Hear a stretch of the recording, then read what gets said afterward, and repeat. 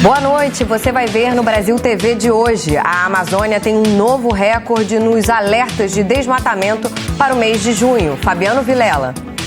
Bárbara, a área sob alertas de desmatamento na Amazônia foi a maior para o mês de junho desde 2016, segundo os dados do INPE.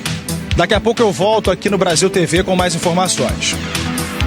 Sobe o número de cidades em situação de emergência em Alagoas. Ricardo Amaral.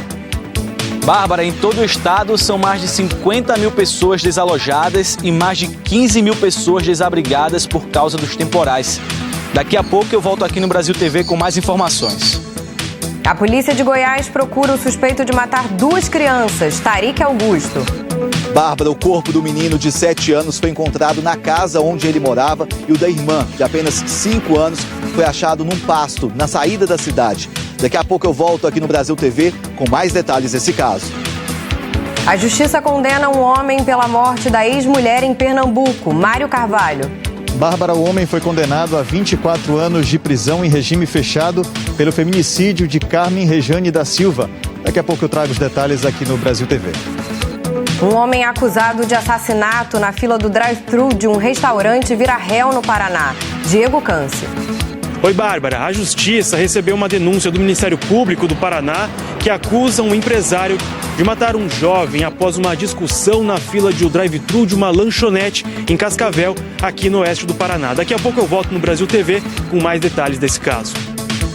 A Justiça solta o acusado de atropelar um idoso durante um racha em Florianópolis. Carolina Fernandes. Bárbara, a Justiça de Santa Catarina concedeu um habeas corpus a um servidor público preso em flagrante pela morte de um idoso aqui em Florianópolis. Logo mais eu volto aqui no Brasil TV com mais detalhes dessa decisão. A inflação volta a acelerar em junho. Murilo Zara. Bárbara, o IPCA fechou em quase 12%. Daqui a pouco eu volto nessa edição do Brasil TV desse supermercado em Presidente Prudente para explicar como isso está afetando as compras. O governo do Acre anuncia a redução do ICMS sobre os combustíveis. Euderico Silva. Bárbara, o Acre foi um dos últimos estados a seguir a lei federal que determina a redução do imposto. Daqui a pouco eu volto com mais detalhes aqui no Brasil TV. O Ceará registra aumento de mais de 200% nos casos de doenças do mosquito Aedes aegypti. Aline Oliveira. Bárbara, o Ceará confirmou mais de 21 mil casos de chikungunya e mais de 16 mil casos de dengue em 2022. Daqui a pouco a gente volta aqui no Brasil TV com mais detalhes. E ainda, você vai conhecer a cachorrinha Maria Luísa, lá de Porto Velho. Matheus Afonso. Bárbara, a cachorrinha Maria Luísa rosna para qualquer pessoa que chegue perto da pequena Isis Antonella. Daqui a pouco, aqui no Brasil TV, eu volto para contar essa história. Hoje é sexta-feira, 8 de julho, e o Brasil TV já está no ar.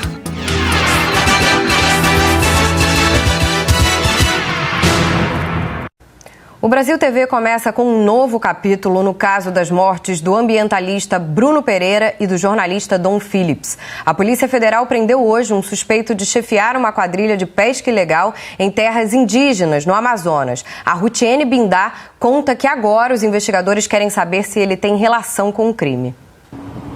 Oi, Bárbara. A prisão em flagrante foi ontem à tarde na sede da Polícia Federal em Tabatinga. O homem, conhecido como Colômbia, no oeste da Amazônia, foi à PF por conta própria, porque disse que o nome dele estava sendo citado na mídia e que ele não tinha nenhum envolvimento com as mortes do indigenista Bruno Pereira e do jornalista Dom Phillips. Primeiro, ele se apresentou como Rubens Vilar Coelho, nascido em Benjamin Constant, no Amazonas. Mas após a checagem do documento e a comprovação de que era um documento falso, então ele apresentou outro documento, desta vez com o nome de Rubem Dario da Silva Vilar, nascido em Letícia, na Colômbia. A polícia já investiga também um terceiro documento para saber se é falso, esse de origem peruana. E ainda segue apurando se ele seria o chefe de uma quadrilha de pesca ilegal que atua na região do Vale do Javari e também se tem envolvimento com esses assassinatos. A PF, ele negou qualquer participação no duplo homicídio. Então ele nega qualquer participação, nega ser mandante, enfim. Mas durante ali a sua apresentação para a Polícia Federal, ele apresenta um documento falso. Essa pessoa, conhecida por Colômbia, ela trabalha com pesca. Segundo ele compra pescados ali que são lícitos. Então nós estamos apurando se existe ali ou não uma participação na pesca ilegal. O uso de documento falso é crime com pena de até 6 anos de prisão e não permite fiança. Rubens Vilar está no presídio de Tabatinga e aguarda audiência de custódia. Hoje também deve sair a decisão da Justiça Federal se ela recebe o processo dos assassinatos de Bruno Pereira e também de Dom Philips, conforme foi pedido pela Justiça do Amazonas. E também deve sair a decisão sobre a conversão das prisões de temporária para preventiva dos 3 suspeitos presos, os irmãos Amarildo e Ozenei da Costa de Oliveira e Jefferson da Silva Lima. E mais ainda, se esse inquérito vai ser prorrogado por 120 dias. Bárbara Carvalho. O Ministério Público Federal de Roraima contestou a lei que impede a destruição de equipamentos apreendidos em operações contra o garimpo ilegal. A Camila Costa explica essa polêmica. Oi, Bárbara. Pois é, o assunto continua repercutindo aqui em Roraima, tanto que o partido Rede Sustentabilidade acionou nesta quinta-feira o Supremo Tribunal Federal contra a lei que impede a destruição de equipamentos e maquinários de garimpos aqui no estado. E também proíbe que órgãos de fiscalização acompanhem equipes federais na inutilização desses maquinários. O partido pede também que a legislação seja suspensa e também que julgue a sua inconstitucionalidade. Na ação, o partido argumenta que a lei fere a divisão de competências legislativas relacionadas ao meio ambiente. Sustenta ainda que o dispositivo é incompatível com princípios e normas previstas pela Constituição. De acordo com essa ação ingressada, Rede Sustentabilidade sustenta que os retrocessos ambientais aprovados pelo Estado de Roraima, que deveria bem zelar pelo meio ambiente ecologicamente equilibrado naquela localidade, têm efeitos gravíssimos à saúde da população roraimense, diretos e indiretos. A lei foi aprovada na Assembleia Legislativa de Roraima e sancionada na terça-feira pelo governador bolsonarista Antônio Denário, do Progressistas, em meio a um evento no centro de Boa Vista com direito a churrasco e trio elétrico realizado por garimpeiros. O projeto de lei é de autoria do deputado estadual Jorge Melo, do partido Podemos. O Ministério Público Federal também apontou que o dispositivo era inconstitucional e pediu que a Procuradoria-Geral da República acionasse a mais alta corte do país. Eu volto com você, Bárbara. A Amazônia registrou novo recorde nos alertas de desmatamento para o mês de junho. Fabiano Vilela. Olá, Bárbara, e a todos. O INPE divulgou nesta sexta-feira os dados sobre o desmatamento na Amazônia Legal. A área sob alertas de desmatamento foi a maior para o mês de junho desde 2016.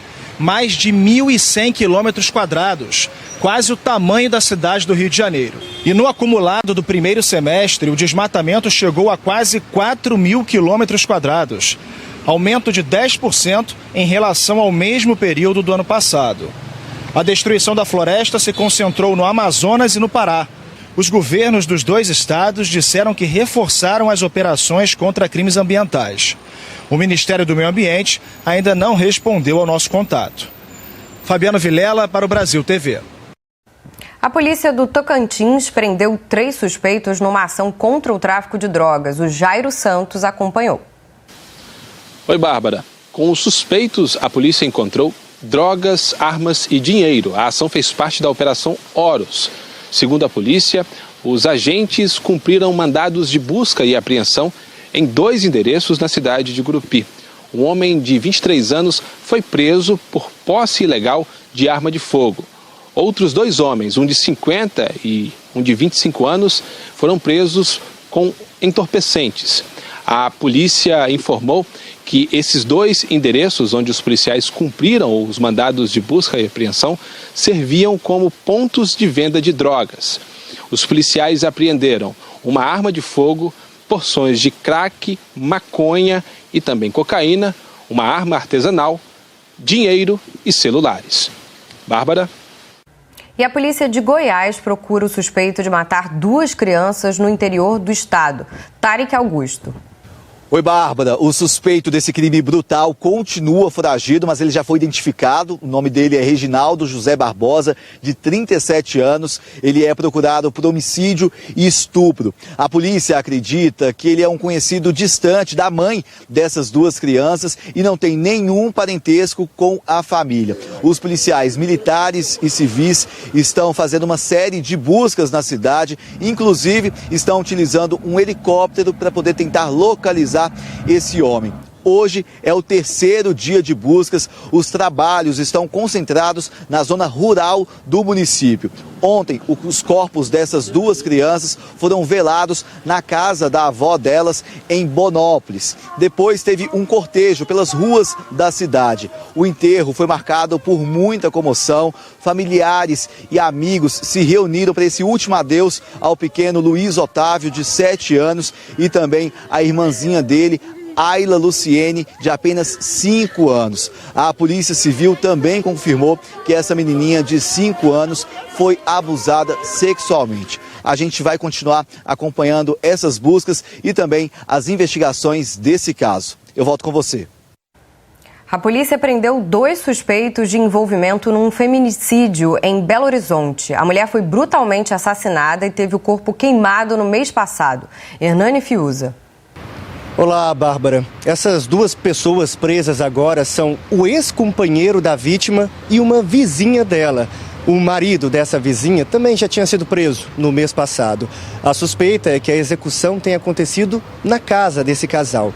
E essa foi uma história que chamou muita atenção aqui em Belo Horizonte. Essa vítima, a Brenda Rick Cândido, tinha 45 anos. Ela foi morta a facadas no começo de junho e o corpo foi carbonizado depois em um lote vago. Imagens de uma câmera de segurança confirmaram o relato de um morador sem teto que disse à polícia ter visto quando 2 homens saíram de um carro e atearam fogo em um saco preto. Os 2 fugiram em seguida. Brenda já tinha medidas protetivas contra o ex-companheiro e também boletins de ocorrência por ameaças. O que, infelizmente, a gente viu aí, né, Bárbara, não foi suficiente para evitar a morte dela. Volto com você aí no estúdio. Infelizmente. A Justiça de Pernambuco condenou um homem a 24 anos de prisão pela morte da ex-mulher. O Mário Carvalho tem as informações. Olá, Bárbara. Sidraque Barbosa da Silva foi condenado em júri popular a 24 anos de prisão em regime fechado. A condenação foi por homicídio quadruplamente qualificado, ou seja, motivo fútil, meio cruel, impossibilidade de defesa da vítima e feminicídio.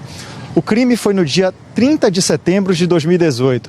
De acordo com as investigações, Sidraque Barbosa e a então companheira, Carmen Rejane de Almeida Silva, tinham passado o dia num sítio no Agreste, aqui de Pernambuco.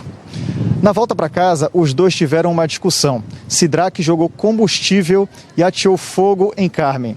O crime foi na zona norte do Recife. Carmen Rejane foi socorrida, passou 17 dias internada, mas não resistiu aos ferimentos. Ela teve 45% do corpo queimado. De acordo com o Ministério Público de Pernambuco, Sidraque não compareceu ao julgamento. A juíza manteve o decreto prisional e renovou o ofício de captura do réu, que não cumpriu até hoje nem um dia de prisão. Eu volto com você, Bárbara. A Justiça do Paraná tornou réu o homem acusado de matar a facadas um jovem na fila do drive-thru de um restaurante na cidade de Cascavel. Diego Canci. Oi, Bárbara, boa noite a todos. Na denúncia, o Ministério Público do Paraná detalha que, além de matar Gabriel Baissa Neto, o empresário Adnei Rota também agrediu com um soco a esposa da vítima.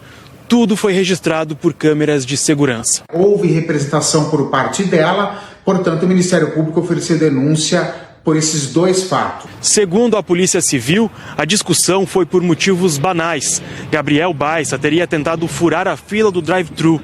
O crime foi em maio desse ano. O empresário Adnei Rota teve a prisão preventiva decretada. O nome dele chegou a entrar na lista de foragidos da Polícia Civil. No mês passado, uma decisão do Tribunal de Justiça revogou a prisão preventiva. Desde então, Adnei Rota está respondendo o processo em liberdade com o uso de tornozeleira eletrônica. A defesa do empresário disse em nota que tudo será esclarecido no decorrer do processo. Uma audiência de instrução e julgamento será marcada para que as testemunhas sejam ouvidas e o réu interrogado. Nossa expectativa é que ele seja logo intimado ali dos termos do processo, dos termos da denúncia, né? Que apresente essa defesa preliminar para que a gente possa aí ter o segmento e esclarecer os fatos o mais breve possível. O Tribunal de Justiça de Santa Catarina soltou um servidor público suspeito de atropelar um empresário enquanto apostava um racha. Quem tem os detalhes é a Carolina Fernandes. Olá, Bárbara. O Tribunal de Justiça aqui de Santa Catarina concedeu um habeas corpus em parte a um servidor que foi preso em flagrante pela morte de um empresário após um acidente aqui em Florianópolis. A justificativa foi que o motorista é réu primário e não tem histórico de crimes. Pela decisão, a prisão dele será substituída por medidas alternativas, como a proibição de dirigir ou ainda de deixar a comarca sem autorização. Ele também vai ter que se apresentar ao juiz do processo todos os meses. A batida aconteceu em 19 de maio, na Avenida Beira-Mar Norte, um dos pontos mais movimentados do trânsito em Florianópolis. Segundo o boletim de ocorrência, Gladson Hoffman da Silva bateu na traseira de outro carro. Nele estava Maurício Lisboa, de 72 anos, que não resistiu e morreu. Segundo a Polícia Militar, o acidente ocorreu em meio a um racha que envolveu 3 veículos. Câmeras de segurança flagraram 2 carros passando pela avenida em alta velocidade. É o terceiro que bate na vítima instantes depois. Por meio de nota, a defesa do servidor disse que respeita as decisões judiciais e continuará a zelar pela presunção de inocência do cliente. Eu volto com você, Bárbara. O integrante da equipe técnica de uma banda de forró famosa no Nordeste morreu num acidente de trânsito em Teresina. A Stephanie Pacheco tem todas as informações. Olá, Bárbara. O acidente aconteceu numa avenida do centro da capital. A vítima, Isaac Menezes, de 23 anos, era técnico de áudio da banda de forró Farra da Gordinha. Ele estava em uma motocicleta quando foi atingido por 2 veículos. Em um vídeo de uma câmera de segurança, é possível ver o motociclista chegando em um retorno da avenida, momento em que é atingido por uma caminhonete que já realizava a conversão na via. O motociclista foi arremessado e caiu em um carro de passeio que seguia no sentido contrário. Isaac Menezes foi sepultado na manhã de hoje na zona sul de Teresina. O jovem estava no grupo musical há 4 anos e era muito querido por todos. A banda lamentou a morte de Isaac e informou que vai ser registrado um boletim de ocorrência sobre o acidente. Bárbara Carvalho. O Conselho Regional de Medicina e a Polícia Civil da Bahia investigam o caso de uma criança que morreu depois de passar 1 ano com um prego no pulmão. A Camila Marinho conta essa história. O menino de 3 anos morreu no começo do mês em um hospital de Salvador, depois de exames apontarem um prego no pulmão dele. Durante 1 ano, a família da criança, que é de Canavieiras, no extremo sul baiano, viveu uma peregrinação para tentar descobrir o que acontecia com o menino. Foram várias idas e vindas aos médicos da rede de saúde pública da cidade. A criança tinha sempre os mesmos sintomas, mas com o passar do tempo, os sintomas foram ficando mais intensos. O menino passou por diversos exames no hospital municipal da cidade, até que a mãe da criança resolveu pagar por um exame particular e descobriu que a criança estava com um prego no pulmão. O pai disse que levou o garoto na mesma noite até o Hospital Municipal de Canavieiras e de lá o menino foi transferido para a UTI do Hospital Geral de Salvador, mas acabou não resistindo e morreu no dia 1º de julho. No laudo, a causa da morte foi apontada como broncopneumonia. A Secretaria Municipal de Canavieiras disse que está fazendo um levantamento nos prontuários do hospital da cidade para apurar as condutas dos profissionais que atenderam o menino Cauã. Camila Marinho, de Salvador, para o Brasil TV. O número de casos de doenças transmitidas pelo mosquito Aedes aegypti aumentou mais de 200% no Ceará nesse ano. Aline Oliveira.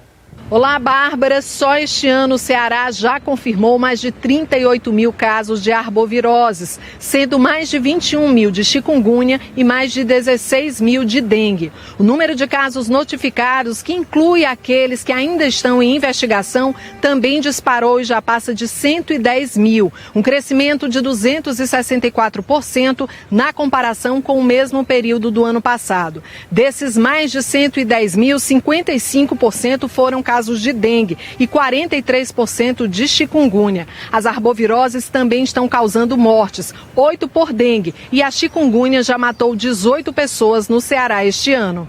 Bárbara.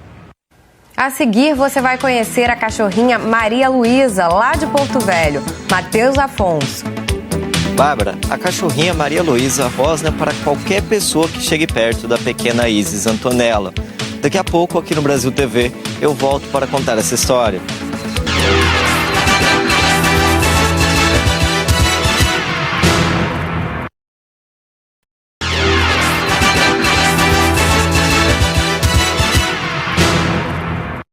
O Brasil TV está de volta com o resultado amargo da inflação. O IBGE registrou a maior taxa para o mês de junho em 4 anos.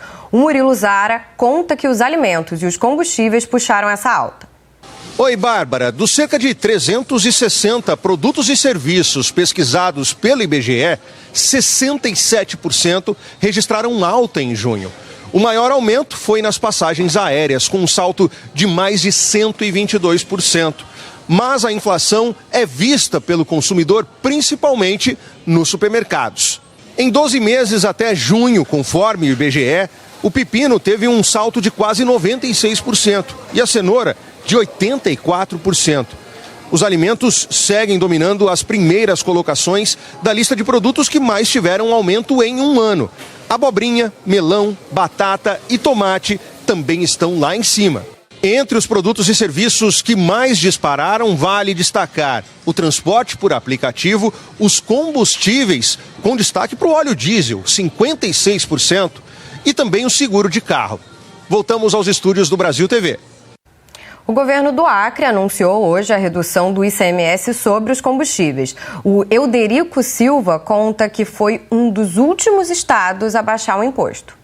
Oi, Bárbara. Os acreanos acordaram hoje com uma surpresa no Diário Oficial do Estado. Isto porque o governo do estado publicou, após muita polêmica, a redução das alíquotas do Imposto sobre Circulação de Mercadorias e Serviços, o ICMS, de 25% para 17%. O ICMS é um imposto estadual, compõe o preço da maioria dos produtos vendidos no país e é responsável pela maior parte dos tributos arrecadados pelos estados. No caso dos combustíveis, por exemplo, se antes o estado cobrava o ICMS em cima do valor praticado na bomba, agora será necessário definir uma média móvel dos preços praticados nos últimos 5 anos. Com isto, o estado deve perder 60 centavos por cada litro vendido. Vale ressaltar que o Acre foi um dos últimos estados a seguir a lei federal, porque aguardava a decisão do ministro Gilmar Mendes, que estava avaliando o pedido de inconstitucionalidade da lei. Subiu para 57 o número de municípios de Alagoas em situação de emergência por causa da chuva. O Ricardo Amaral tem as informações direto de Maceió. Oi, Bárbara. Aqui em Alagoas a chuva deu uma trégua, o nível dos rios e lagoas já baixou. Hoje, são 57 cidades em situação de emergência. Igaci, no agreste do estado, foi a última a ser incluída. No município, são cerca de 10 mil pessoas com dificuldades de locomoção. Isso porque as estradas rurais estão intransitáveis. Os estragos causados pela enxurrada impactaram também na produção agrícola. Em Traipu, também no agreste, o acesso às áreas rurais também foi prejudicado. Uma das pontes está destruída. O leite é escoado de maneira alternativa com carro de boi ou em mangueira de uma margem à outra do rio. Desde maio que a chuva provoca estragos em Alagoas. Em 2 meses, choveu 1.000 milímetros, volume que era esperado para o ano inteiro. Em todo o estado, mais de 60 mil pessoas precisaram sair de suas casas. E, infelizmente, 6 mortes foram confirmadas, ocasionadas por causa dos temporais, viu, Bárbara?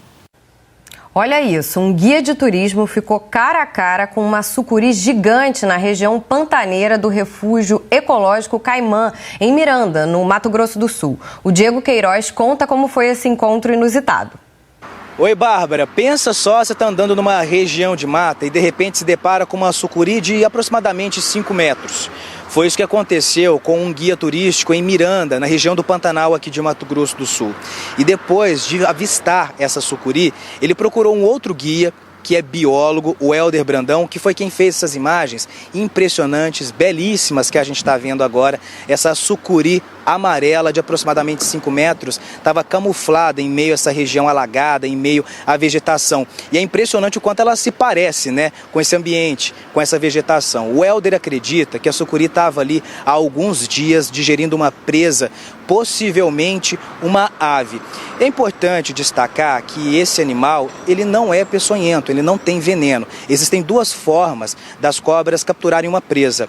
Uma é por envenenamento e outra por estrangulamento, que é o caso da sucuri. O Helder falou também que alguns turistas foram até lá, fizeram imagens, mas não se aproximaram, isso para manter uma distância saudável do animal, para não estressá-lo também.